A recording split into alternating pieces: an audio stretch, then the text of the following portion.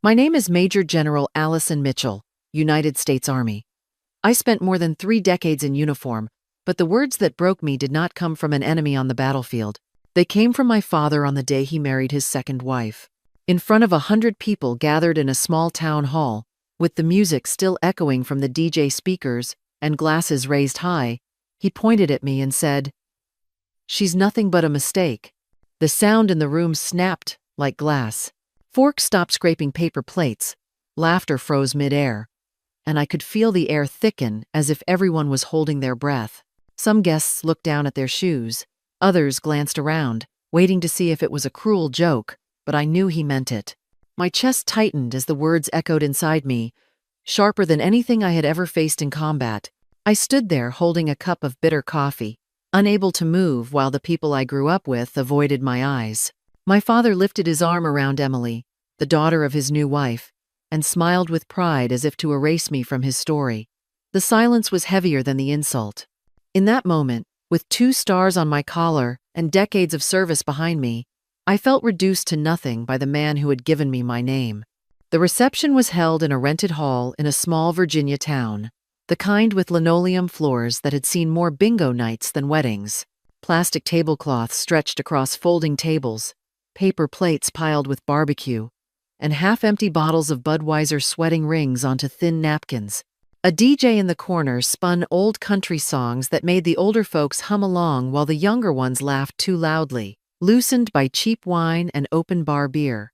The mood was easy and rowdy until my father decided it was time for a toast. He stood at the front of the room, his suit hanging awkwardly on his frame, a glass of champagne trembling slightly in his hand.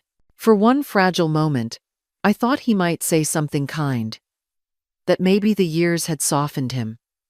The music cut low. Chairs squeaked as people turned their eyes to him, and I held my breath. Instead, he pointed at me with that glass raised high. "She's nothing but a mistake," he declared, his voice carrying sharp and certain. The words cut through the chatter like a blade, and the room went still. A cousin gasped. An aunt muttered, "Oh, dear God."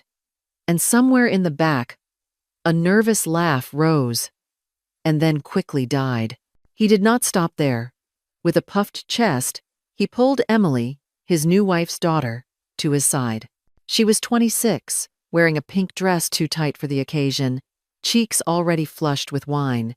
"This," he said proudly, "this is my real daughter, the one I'm proud of, the one who carries my name right." Emily smiled faintly, soaking in the approval, unaware or unwilling to notice the wreckage his words had left in the air.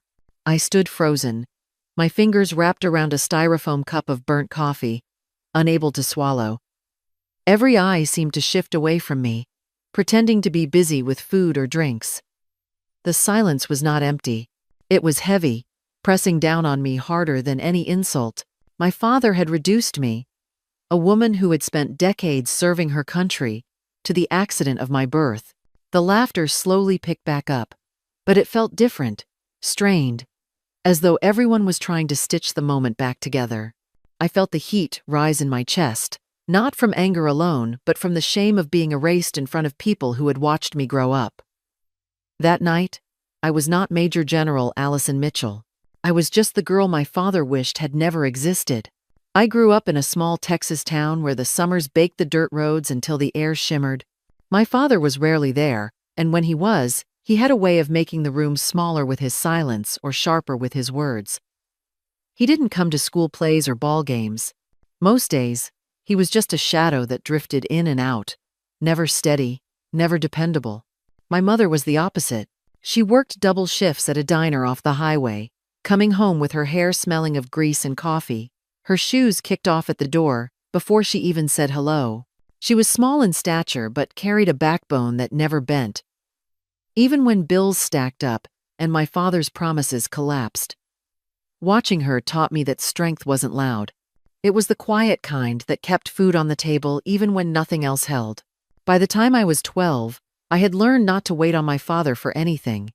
I delivered newspapers in the cold mornings, folding them with stiff fingers while the sky was still dark. In the summer, I mowed lawns until blisters rose on my palms, raked leaves, and took any small job neighbors would offer. My friends saved their money for cassette tapes or bikes, but I saved for bus fare, always planning my way out. Those years hardened me but also shaped me. I understood early that if I wanted something, I had to earn it myself. My father's neglect stung, but my mother's resilience gave me a model to follow. She taught me without words that a person's worth isn't in what they are given, but in how they keep going when no one is cheering them on. By the time I finished high school, I knew I had no ring on my finger, no scholarship waiting, and no patience left for small-town disappointments. I walked into a recruiter's office on a hot afternoon and signed the papers that would send me to Fort Benning. My mother cried that night, not out of fear but out of pride, telling me that if I wanted to leave my past behind, I would have to earn every inch of my future. The first days of training nearly broke me. The Georgia heat pressed down like a second skin, sweat soaking through every layer until my boots squelched with each step. Drill sergeants barked in my face, some with doubt clear in their eyes because I was a woman in a place they thought I didn't belong. Every mile run, every push-up, every shouted order became a test of whether I would fold or fight through. I fought. My boots tore at the seams, my hands blistered from rifles and ropes, and my body ached in places I didn't know could ache. At night, while others collapsed into sleep, I wrote letters to my mother on thin sheets of paper, telling her I was fine even when I wasn't. Her words, written back in shaky handwriting from long hours at the diner, reminded me to hold steady. Those months stripped me down, but they also rebuilt me. I was no longer just the girl with a father who called her a mistake. I was a soldier, and for the first time, I knew I belonged to something bigger than myself. My rise through the Army was not fast, and it was never easy. I started as a second lieutenant, buried in logistics reports and late-night duties, learning the ropes by staying longer than everyone else. The promotions came slowly. Each one earned not through flash but through showing up, day after day, proving I could be trusted with more. As I moved into the rank of captain and then major, the responsibilities grew heavier. It wasn't just about missions and schedules anymore. It was about people, young soldiers, who looked to me for steadiness when the world around them felt uncertain. I wrote condolence letters under the dim glow of desk lamps, each word carrying the weight of a family's grief. I sat with soldiers who missed home so much they broke down, reminding them they were not alone. The long nights blurred into early mornings, paperwork stacked higher than my coffee mugs, and decisions that I knew would ripple through lives far beyond mine. The Army taught me discipline, but command taught me something harder. That leadership is not about power. It is about carrying the burden when others cannot. Each step up the ladder came with more responsibility, more sacrifice, and a reminder that my choices carried lives in their balance. It was a weight I accepted, not because it was easy, but because it mattered. When I finally pinned on a star, it felt less like a moment of arrival and more like a continuation of the long march I had been on for decades. I became one of the few women to hold the title of general in the Army, and people celebrated it as if it were a victory for all of us. Reporters wanted interviews, young soldiers told me I inspired them, and commanders who once doubted me now stood in line to shake my hand. The recognition from the outside world was overwhelming. I walked onto bases where strangers snapped to attention, saluted sharply, and addressed me as General Mitchell, with respect that was both humbling and heavy. Every medal, every ceremony, every salute was proof that the years of sweat and sacrifice had meant something. In the eyes of the Army, I had earned my place. But back home, nothing had changed. My father never called, never wrote, never once told me he was proud. The same man who dismissed me as a mistake could not bring himself to acknowledge the woman I had become. It was a bitter truth to swallow, standing in front of thousands of soldiers who respected me, while knowing that the one man whose approval I still secretly craved would never give it. The triumph was real, but so was the ache, and I carried both like two sides of the same coin. I stepped out into the parking lot and let the heavy summer air press against me. The cicadas screamed from the trees, and the laughter from the hall drifted through the open doors, muffled but cruel in its cheer. I leaned against my car, staring at the dark outline of the trees, and thought about driving away, letting the insult hang unanswered. My hand rested on the trunk, where my dress uniform lay folded in a garment bag, polished shoes and ribbons tucked inside. I opened the trunk without meaning to. Just to look. Just to remind myself of who I really was. The sight of it stirred something in me. A reminder that every medal, every stitch had been earned the hard way. My phone buzzed in my pocket, and I scrolled to the number of an old comrade, a man who had served beside me years ago. He answered with a gravelly voice, and when I told him what had happened, he was silent for a moment before saying, "Wear it. That's not petty. That's the truth." His words steadied me. I pulled the uniform out and dressed piece by piece under the dim parking lot lights. The jacket fit like armor, the shoes gleamed under the street lamps, and the stars on my collar caught even the faintest glow. I checked my reflection in the car window and saw, not a mistake, not an unwanted daughter, but Major General Allison Mitchell. When I pushed the door open and stepped back inside, the air shifted instantly. The music cut off mid-song, and the chatter died in a breath. My heels clicked against the linoleum floor, each step echoing in the sudden silence. Heads turned, forks froze halfway to mouths, and eyes widened as the reality of what they were seeing sank in. Emily was the first to find her voice. She stood near the head table, wineglass trembling in her hand, her cheeks still pink from drink and pride. Her eyes widened as she looked from the ribbons to the stars, then up to my face. Her mouth fell open, and in a voice that cracked across the hall, she said, "She is my general." The words landed like a thunderclap, louder than the music, louder than the insult that had started it all.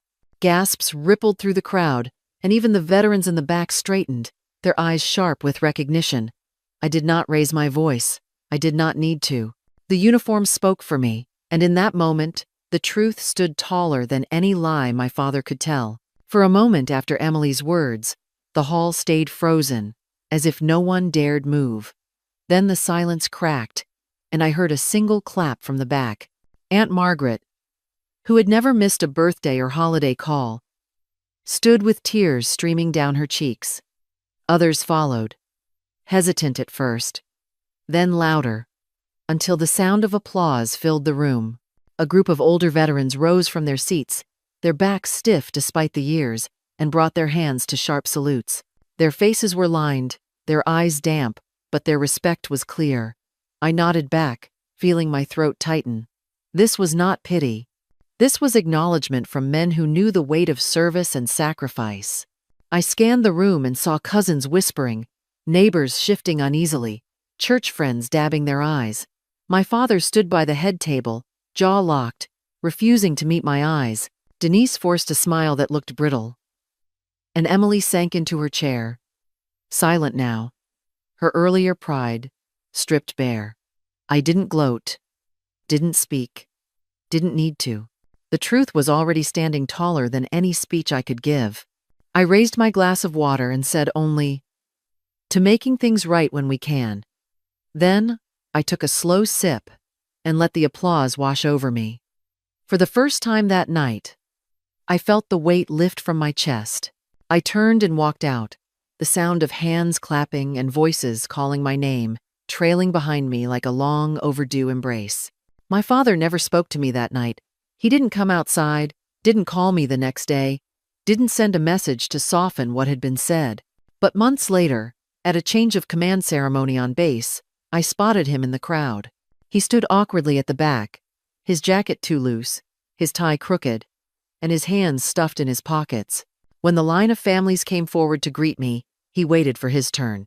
When he reached me, he didn't crack a joke or hide behind bluster. He stuck out his hand, his voice unsteady, but loud enough for others to hear. "This is my daughter," he said. "General Allison Mitchell." The words were plain, almost clumsy, but they were real. For me, they landed heavier than his insult ever had. It wasn't a perfect apology, but it was enough to stitch together a piece of what had been torn. I learned that night that our worth is never decided by the cruelest thing someone says about us, not even when it comes from our own blood. We all carry words that cut deep, words meant to make us smaller, but they do not define who we are. What defines us is how we stand. what we endure, and the truth we refuse to abandon. I spent years believing my father's silence meant I was less, but the truth was there all along in the service, in the soldiers I led, and in the respect I earned one steady day at a time. Your dignity does not need permission, and your value does not wait for someone else's recognition. You already carry it inside you, and no insult can erase it. If you are listening to this and carrying the weight of rejection, I hope you know you are not alone. Stand firm in your own truth. Do not let the worst words ever said to you become the story you live by. Share this story with someone who needs it, because sometimes the reminder that we are more than our scars is enough to keep us moving forward.